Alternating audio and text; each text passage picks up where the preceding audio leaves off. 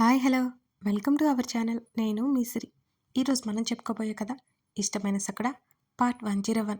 కథలోకి వెళ్ళే ముందు లైక్ చేయడం మర్చిపోకండి ఫ్రెండ్స్. ఇక కథలోకి వెళ్దాం. ఎప్పుడో 9 గంటలు దాటాక మెలకు వచ్చింది ధరణికి. గగన్ ఎక్కడికి వెళ్ళడానికి రెడీ అవ్వడం, తను కళ్ళు తెరిచి చూడడం, పనుందని వెళ్తున్నట్టు చెప్పి ఆమె తల నిమరడం కొద్ది కొద్దిగా గుర్తుంది. భారంగా బద్ధకంగా అనిపిస్తుంటే ఫ్రెష్ అయ్యి కిందకొచ్చింది. మాలవిక కిచెన్లో ఉంది. పని వాళ్ళు కూడా ఎవరూ కనిపించలేదు. అత్త అంటూ మాలవిక మెడ కరుచుకుని మెడ చుట్టూ చేతులు వేసింది ధరణి. నిద్ర సరిపోయిందా? వెళ్ళి టిఫిన్ చేయి అంది మాలవిక. చేస్తాను అంది. ముందు వెళ్ళమన్నానా? మాలవిక చెప్పడంతో వెళ్ళి తినేసింది ధరణి. నాకు కూడా నేర్పించొత్తా వంటలు అన్నది గారంగా మళ్ళీ కౌగిలించుకొని. నేర్చుకోవే, నిన్నెవరొద్దన్నారు? మాలవిక నవ్వుతూ అన్నది. ధరణి చూస్తూ ఉంటుంది. తన మామయ్య కోసం తన అత్త ఏదో ఒకటి రోజు తయారు చేయాల్సిందే. వంట వాళ్ళు ఎన్ని చేసినా ఆమె చేసింది తన మామయ్యకు చేరవలసిందే. ఇక ఇంట్లోనేగా, నేర్చుకుంటాలే. ఇంట్లోనేనా? ఊహూ, లేదు లేదు, నేను కూడా ఆఫీస్కి చెక్కేస్తా అన్నది ధరణి. వెళ్ళను అన్నా అంది మాలవిక. తప్పదుగా, మీ అబ్బాయి గారేమో బయటకు వెళ్ళనివ్వడు ధరణి ఉక్రోషంగా అంది. నేను మాట్లాడతానులే. నీ మాట పొల్లు పోకుండా వింటాడనేది నిజమే, కానీ ఈ విషయం మాత్రం విండత్తా అంది. అయితే వెళ్ళడం మానే. పక్కన కిచెన్ గట్టు మీద ఎగిరి కూర్చుంది ధరణి. వెళ్ళడం మానేస్తే ఇంట్లో ఏం చేయాలి నేను? నువ్వేమో మహిళా మండలని అదని ఇదని బిజీగా ఉండవు. అసలు ఒక్కొక్క రోజు ఇంట్లోనే ఉండవు అన్నది ధరణి. అబ్బా, నీకు నచ్చింది చేసుకోవే. అన్నీ గొడవే నీతో అంది మాలవిక. అత్తా, చెప్పు. నీది మాది లవ్ మ్యారేజ్ కదా, ఎవరు ముందు ప్రపోజ్ చేశారు? కళ్ళెగరేసింది ధరణి. అలాంటివేమీ లేవు. ధరణి వైపు చూడకుండానే చెప్పింది పని చేసుకుంటూ మాలవిక. మరి అప్పట్లో ఇప్పట్లో లాగా చెప్పుకోవడాలు ఏం లేవు, ఉండవు. కళ్ళతోనే ఆ ప్రేమ. ఇప్పటికీ నాకు చెప్పలేదు, నేను చెప్పలేదు. అది చెప్పకుండానే తెలిసిపోతుంది. మాలవిక చెప్తుంటే ధరణి ఆలోచనలో పడింది. అతగాడికి కూడా వీళ్ళ లక్షణాలే వచ్చాయి కాపాలు. అందుకే ఏం చెప్పడు. మావయ్యకి నీకు మధ్య అసలు సీక్రెట్స్ ఏం ఉండవా అత్త? ఉత్సాహంగా అడిగింది ధరణి. ఆయన ఆలోచన నిర్ణయంగా మారేలోపు ఖచ్చితంగా నా సలహా తీసుకుంటారు. అది అవసరమైతే ఉపయోగించుకుంటారు, లేకపోతే లేదు. ధరణి వైపు చూసి చిన్నగా నవ్వింది.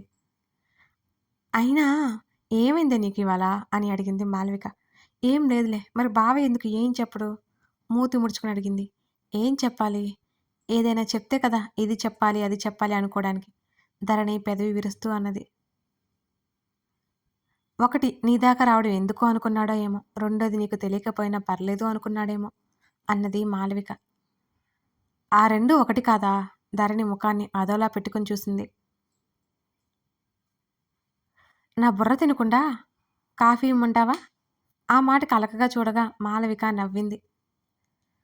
వినత్తా, బావని మనసులో ఉన్నవని నాతో చెప్పాలంటే ఏం చేయాలి అంటూ మాటని మధ్యలోనే ఆపేసి డైనింగ్ టేబుల్ దగ్గర నిలబడిన పతిని చూసి కళ్ళు వెడల్పు చేసి గబుక్కున దిగింది ధరణి.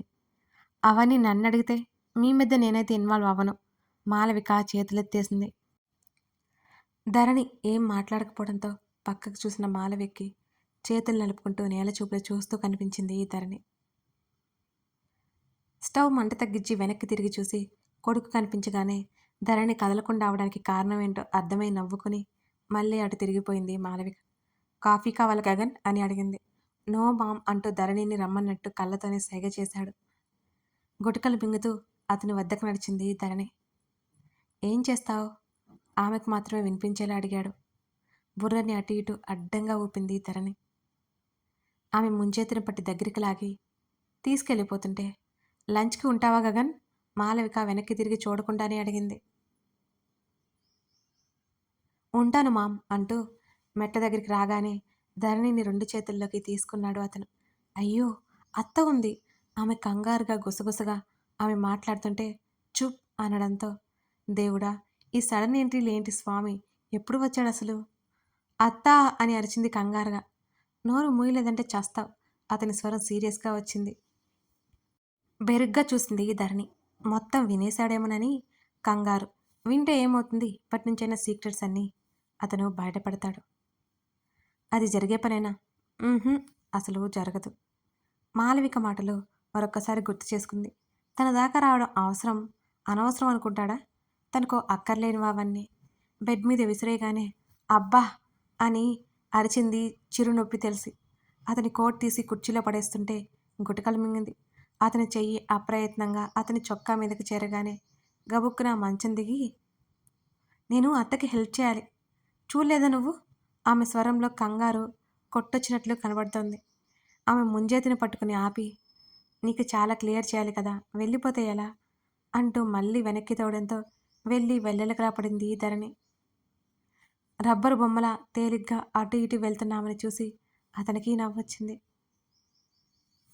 దగ్గరికి వస్తున్న పతిని చూసి నేనేదో జోక్ చేస్తున్నా అత్తతో అని నవ్వముఖం వేసుకుని చెప్పింది. అతను మరింతగా దగ్గరికి రాగానే వెనక్కి వెనక్కి జరిగి బెడ్ రెస్ట్కి ఆనుకుంది. ఆ ముఖంలో కోపం లేదు, సీరియస్నెస్ లేదు. ఆమె కుదుటపడింది. పిచ్చి మొహమా, అతనేమైనా పరాయివాడా ఏంటి? ఈ కంగారేంటి? తన్ను తానే తిట్టేసుకుంది ధరణి. ఆమె పక్కన చేరి ఆమెను ఒడిలోకి లాక్కున్నాడు. అతని ఒడిలో ముడుచుకుపోయి కూర్చుంది ధరణి. ఆమె కాళ్ళు పైకి పట్టేసుకుంది. అతను లాగడంతో ఆమె భుజం దగ్గర డ్రెస్ చిర్రున చిరిగిపోయింది. అయ్యయ్యో, నా కొత్త టాప్! ఆమె కంగారుగా అరిచింది. అంతకుముందు కూడా ఇంతే. అవి చేతులా, కత్తులా? ధరణి అనుకుంది. మరో చేత్తో భుజం దగ్గర తడుముకుని తల వెనక్కి తిప్పి అతని ముఖం వైపు ఉక్రోషంగా చూసింది ధరణి. అతనేం పట్టించుకోవట్లేదు.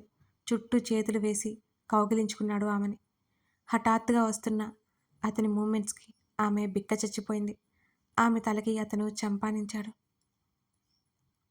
అతని చేతులు మరి కాస్త ఆమె దుస్తులని పక్కకు నెట్టేస్తున్నాయి. ఆ చేతులు అపురూపంగా స్పృశిస్తుంటే ఆమె కనులు అరమోడ్పులవుతున్నాయి ఆ క్షణం. ఏమైంది అని అడిగింది. ఏదో తేడా తెలుస్తోంది అతనిలో, కానీ అదేంటో మాత్రం తెలియట్లేదు. తెలియనిస్తే కదా తెలుసుకోవడానికి. అతని పెదవులు ఆమె మెడవంపులో గాఢంగా చుంపించాయి. ఆమె కనులు పూర్తిగా మూసుకుపోయాయి. ఆమె పెదవులు సన్నటి నిట్టూర్పు వెలువడి ఆమె పెదవులు విచ్చుకున్నాయి. ఉల్లి రేకుల్ని తెంచేసినట్టుగా ఆమె డ్రెస్ని అతని చేతులు తప్పిస్తున్నాయి. బిడియం, కంగారు, పరవశం, ఉక్రోషం, ఇంకా పేరు పెట్టని భావాలు ఎన్నో ఆమెను చుట్టుముడుతుంటే అతనికి బందీ అయిపోయింది ధరణి. ఆమె భుజానికి దిగువ చేతి మీద కనబడుతున్న అతని పేరు చూసి అతని కదలికలు ఆగిపోయాయి. ఏదో అస్పష్టంగా అతని కనుల వెనుక కదిలింది. ఆమె భుజం దగ్గర ముఖం దాచుకుని అలాగే ఉండిపోయాడు గగన్. ఆమె చెయ్యి అతని చెంప మీద సున్నితంగా చేరింది. అతను ఎందుకు అలా స్తబ్దుగా అయిపోయాడో తెలియలేదు. నెమ్మదిగా కళ్ళు ఎత్తి అతని ముఖం వంక చూస్తుంది. ఆమె కదలడంతో తల వెనక్కి తీసుకున్నాడు అతను. పూర్తిగా అతని వైపుకు తిరిగి అతని మెడ చుట్టూ చేతులు వేసి హత్తుకుపోయింది ధరణి. అతని దగ్గరికి వస్తున్న కొద్ది వచ్చే కంగారు అతని కౌగిలిలో పటాపంచలైపోతుంది. ఇంకా అతని ఒడిలో ఒదిగిపోవాలనే ఫీలింగ్ కలుగుతోంది. అతని చేతులు ఆమె వీపు చుట్టూ అల్లుకున్నాయి. ఆమె పాపిట్లో పెదవులు తాకించి అలాగే ఉండిపోయాడు. ఆమె భుజాలు పట్టుకుని నెమ్మదిగా దూరం జరిగాడు. ఆమె ముఖంలో డిసప్పాయింట్నెస్ కనిపించింది అతనికి. వెళ్ళాలి. అతని నోటి నుంచి ఆ మాట వచ్చిన మరుక్షణం అతని మాటలకి ఆమె ముఖంలో నవ్వు మాయమైపోయింది. స్విచ్ ఆఫ్ చేసినట్టుగా సరదాగా ఉన్న అతనిలో ఆ సరదా పోయి టక్కున స్తబ్దత నిండుకోవడం ఆమె గమనించింది. బెడ్షీట్ లాక్కొని భుజాల వరకు కప్పుకుంది. వెళ్తూ షర్ట్ బటన్స్ పెట్టుకుంటున్న వాడల్లా క్షణకాలం అలా కళ్ళు మూసుకుని తెరిచి వెనక్కి వచ్చేశాడు. అయోమయంగా చూస్తున్న ఆమె దగ్గరగా వచ్చి ముందుకు వంగాడు. ఆ ముద్ద మొహంలో ఏదో కలవరం. అది అతనికి కనబడుతోంది. 2 చేతులతో ఆమె మొహాన్ని దగ్గరికి తీసుకుని ఆమె కళ్ళలోకి చూశాడు. ఫైల్ కోసం వచ్చాను. టెంప్ట్ చేసేస్తున్నా. నైట్ రెడీగా ఉండు. ఆ మాటలకి ఆమె కనులు వాలిపోయాయి. సున్నితంగా ఆమె పెదవులు ముద్దాడి అతను దూరం జరిగాడు. అతను కావలసినవి తీసుకుని కోట్ చేతిలోకి తీసుకుని బయటికి నడిచాడు. అలాగే ముడుచుకొని అతని స్పర్శని మాటల్ని మననం చేసుకుంటూ కళ్ళు మూసుకుంది ధరణి. ఆకాశంలో విహరిస్తున్న ఆమె మనసు దబ్బున నేల మీద పడ్డట్టయింది. అతడు ఇంకాసేపు తనతో ఉంటే బాగుండేదనిపించింది. అతని నుంచి ఇంకో 4 మాటలు వినాలనుకుంది. వెళ్తున్న అతన్ని ఆమె ఆపలేదు. ఆమె మనసులో మాటలకు బయట పెట్టలేదు. బయటికి వెళ్ళిన మరుక్షణం అతని చెయ్యి వేగంగా గోడను తాకింది. అతడు దవడ కండరాలు ఒకదానితో ఒకటి ముడిపడి మెల్లిగా అటు ఇటు కదిలే. అసహనమంతా అతని ముఖంలో ఉన్నట్టు బ్రుకుటి ముడిపడింది. అమాయకంగా అయోమయంగా చూస్తున్న ధరణి కళ్ళ ముందు మెదిలింది అతనికి. మరోసారి అతని చెయ్యి మరలా గోడకు తాకింది. అతని ముఖం వివర్ణంగా ఉంది. వెళ్ళిపోయాడు అక్కడి నుంచి. అతని చేతి భాగం ఎర్రగా కమిలిపోయింది. కిచెన్లో తల్లి వంట చేస్తోంది. చెప్పలేదు. ఏది పట్టించుకునే స్థితిలో లేనట్టున్నాడు. కారణం ఏంటో అతనికి తెలుసు. ఆ కారణం అతనికి బొత్తిగా నచ్చలేదు. ధరణి ఆమె సంతోషాన్ని చూసి సరదాలను తెచ్చి పెట్టాలనుకున్నప్పుడల్లా ఏదో ఒక ఆటంకం అతనికి కలుగుతూనే ఉంది. ఆమెను ఈ సమస్యలన్నిటికీ దూరంగా తీసుకెళ్ళిపోవాలి. ఎంత దూరంగా వీలైతే అంత దూరంగా. వారిద్దరూ మాత్రమే ఉండేంత దూరంగా. డ్రైవర్ కారు కదిలించిన మరుక్షణం అతని ఫోనులో ధరణి ఫోటో అతను చూసుకుంటున్నాడు. భారమైన నిట్టూర్పు గుండెను చీల్చుకొని బయటికి వచ్చింది అతనికి. కమల్ బయటికి ఎక్కడికో వెళ్లడంతో తండ్రి గదిలోకి వెళ్ళింది అమృత. చెల్లి అప్పటికే కాలేజీకి వెళ్ళిపోయింది. తల్లి వంటగదిలో ఉన్నట్టుంది. తండ్రి డ్యూటీకి వెళ్ళడానికి సిద్ధమవుతున్నాడు. అప్పర్ మిడిల్ క్లాస్ ఫ్యామిలీ అమృతది. తండ్రి గవర్నమెంట్ ఎంప్లాయ్. చీకు చింత లేకుండా పెరిగింది. కానీ విధి ఎదురు తిరిగింది. ఏ నేరం చేయని తప్పుకు శిక్ష అనుభవిస్తోంది అమృత ఇప్పుడు. నాన్న కూతురి పిలుపుకి అన్నీ సర్దుకుంటూ తలెత్తి చూశారు ఆయన. చెప్పు అమ్ము, మన ఇంటికి వచ్చిన అతను నీకు తెలుసా అని అడిగింది అమృత. లేదు అన్నాడు. మరి ఎందుకు ఇంట్లో ఉండనిస్తున్నారు? అతను ఇక్కడ ఎందుకుంటున్నాడు అని అడిగింది అమృత. ధరణి భర్త ఉన్నాడు కదా గగన్, అతనే చెప్పాడు ఇక్కడ కమల్ వల్ల నీకు సేఫ్టీ అని. తండ్రి మాటలకి కళ్ళు వెడల్పు చేసింది అమృత. ఇప్పటి వరకు తనకి ఏమైందో తెలియదు, అడగలేదు, చెప్పలేదు తన తండ్రి. ఇప్పుడు ఆ కారణం చేత కమల్ వచ్చాడంటే తను మిస్ అయినప్పుడు ఏమైందో తన తండ్రికి తెలుసా? రా ఇటు కూర్చో. చేయి చాపి కూతుర్ని పిలవడంతో తండ్రి పక్కనే కూర్చుంది అమృత. ఏమైనా చెప్పాలా? నేను అన్ని రోజులు ఎక్కడికి వెళ్ళిపోయానని మీకు తెలుసా నాన్న అని అడిగింది. అడగలేక అడుగుతూ చాలా నెమ్మదిగా అడిగేసి తలదించుకుంది. తెలుసు, స్వలాభంకొస్తే నిన్ను ఎవరో కిడ్నాప్ చేశారు. అదృష్టవశాత్తు ధరణి భర్త ఇదిగో ఈ కమల్ బాబు నిన్ను రక్షించారు. నువ్వు ఎవరితోనూ వెళ్ళిపోయావన్నది అబద్ధం. తండ్రి చెప్పగానే అమృత కళల్లో నీళ్లు వచ్చాయి. అది చూసి ఆ తండ్రి మనసు కదిలిపోయింది ఒక్కసారిగా. ఇప్పటికీ నేను నమ్మలేకపోయాను అమ్ము. నీకేదైనా ధైర్యంగా చెప్పే నేను, స్వేచ్ఛ ఇచ్చే నేను. అలాంటిది నువ్వు ఇలా చేయవని గట్టిగా నమ్మకం నాకు. నీకేదో అయిందంటే నేను భరించలేను. నువ్వు ఎక్కడున్నా క్షేమంగా ఉంటే చాలు అనుకున్నాను అంటున్నా ఆ తండ్రి కళ్ళల్లో కూడా నీళ్లు. తల పూర్తిగా కిందకు వంచేసుకుంది అమృత. కూతురు భుజం చుట్టూ చెయ్యి వేసి జరిగిన వాటి గురించి మర్చిపో, మాకు నువ్వు దక్కావు చాలు. కర్చీఫ్తో అమృత కళ్ళు తుడిచాడు ఆయన. ఆమె లేచి గదిలోకి వచ్చింది. ఆలోచిస్తూ మంచం మీద వాలిపోయింది. ఇంకా అస్వస్థత ఆమెలో కాస్త ఉంది. తలకైన గాయం ఇప్పుడు మాన్పడలేదు ఇంకా. తల్లి వచ్చి టిఫిన్ పెట్టి వెళ్ళింది. తను బయటికి వెళ్ళి ధైర్యం చేయట్లేదు. కమల్ అక్కడే ఉంటాడు. అతన్ని ఎదుర్కోలేదు. అతనికి మొహం చూపించే ధైర్యం కూడా లేదు తనకి. కాసేపటికి తలుపు చప్పడవడంతో ఉలిక్కిపడి చూసింది అమృత. కమల్ గదిలోకొచ్చి నెమ్మదిగా తలుపు వేశాడు. ఆమె అదిరిపడి లేచి కూర్చుంది.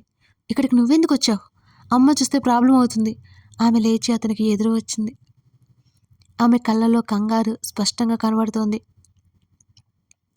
మీ మమ్మీ ఎక్కడికో బయటికి వెళ్ళింది, రావడానికి అరగంట పడుతుందట అంటూ ఆమె దగ్గరికి అడుగులు వేయగానే అప్రయత్నంగా అమృత వెనక్కి సర్దుకుంది. ఆమె ఒకవైపు నిలబడి ఉండగా ఆమె బెడ్ మీద కూర్చున్నాడు కమల్. ఎన్ని రోజులు నా నుంచి తప్పించుకొని తిరుగుతావు అమ్ము? అతను అడిగిన ఆమె మాట్లాడలేదు. దిక్కులు చూస్తూ నిలబడింది అమృత. ఇప్పటికీ నా ఉద్యోగం పోయింది. ఇంటికి వెళ్ళే ఆలోచన లేదు. ఇలాగే ఇంకో 4 రోజులు ఇలా ఉన్నాననుకో రోడ్డు మీద పడతాను. కమల్ మాటలకి చివాలను చూసింది అతని వైపు అమృత. కథ కొనసాగుతుంది. గగన్ ఎందుకలా అయిపోయాడు? కమల్ అమృతను ఒప్పించుకోగలడా? గెస్ చేస్తే కామెంట్ చేయండి. అలాగే లైక్ చేయడం, సబ్స్క్రైబ్ చేయడం మర్చిపోకండి friends. Thank you for watching this.